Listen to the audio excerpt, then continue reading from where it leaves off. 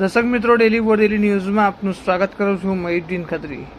દર્શક મિત્રો, છોટાઉદેપુર જિલ્લાના સરહદી વિસ્તારમાં ભોરદલી ગામના લોકો ગઈકાલે આદિવાસી દિવસની ઉજવણી કરવા ગયા હતા. ઉજવણી કર્યા બાદ ફરતી વખતે તેઓ ભોરદલીથી રજવાટ વચ્ચે પસાર થતી ઓરસંગ નદીના કોઝવે ઉપરથી પસાર થઈ રહ્યા હતા. આ દરમિયાન અચાનક નદીમાં પાણીનો પ્રવાહ વધી જતા કોઝવે ઉપરથી પસાર થઈ રહેલા 6 લોકો તણાઈ ગયા હતા. તેઓ નદીના પ્રવાહમાં તણાતા એક જગ્યાએ અટકી ગયા હતા.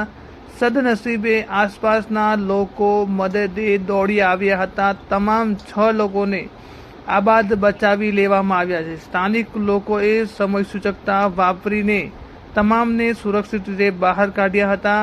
આ ઘટનાથી વિસ્તારમાં ચોમાસા દરમિયાન નદી નાળાઓ પાર કરતી વખતે સાવચેતી રાખવાની જરૂર હોય તેના પર ભાર મૂકવામાં આવ્યો છે. ખાસ કરીને આ વિડીયો છે તે સોશિયલ મીડિયામાં વાયરલ થયો છે.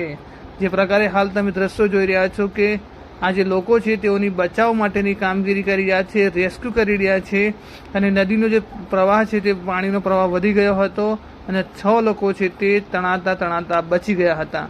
તમામ લોકોને સુરક્ષિત રીતે બચાતા હાશકારો છે તે અનુભવવામાં આવ્યો છે. ઘટના છે તે છોટાઉદેપુર જિલ્લાના સરહદી વિસ્તારના આદિવાસી સમાજની હોવાનું સામે આવ્યું છે. અને આ ભોરદલીથી રજવાટ વચ્ચે પસાર થતા ઓરસંગ નદી પરનો આ કોઝવે ઉપરથી પસાર થઈ રહ્યા હતા અને અચાનક પાણીનો પ્રવાહ છે તે વધી ગયો હતો, જેને લઈ આ ઘટના છે તે સામે આવી હતી. 6 લોકોને છે તે તાત્કાલિક બચાવી લેવામાં આવ્યા હતા.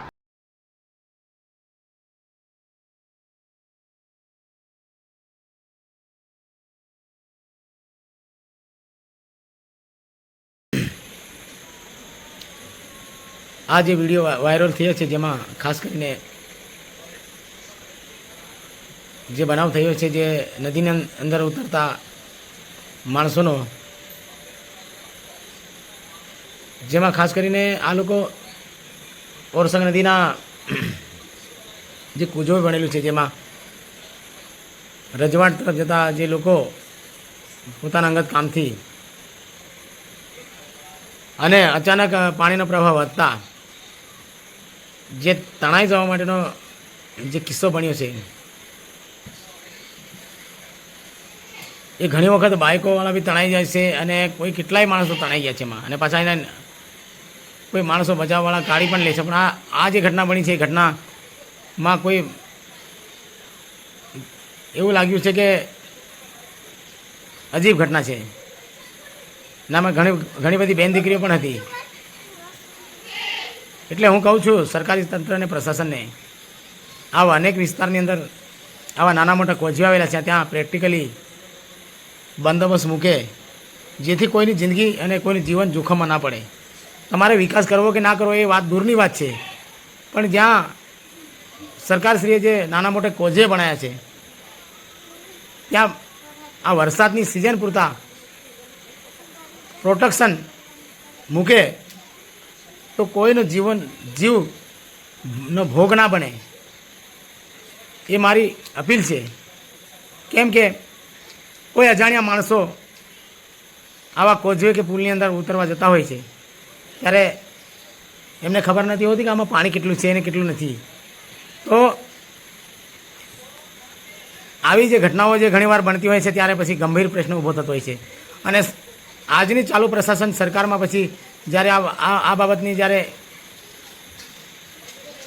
વાત આવતી હોય અમારા જેવા આગેવાનો પ્રશ્ન ઊભો કરે ત્યારે એમને પછી પેટમાં દુખવાનું ચાલુ થાય.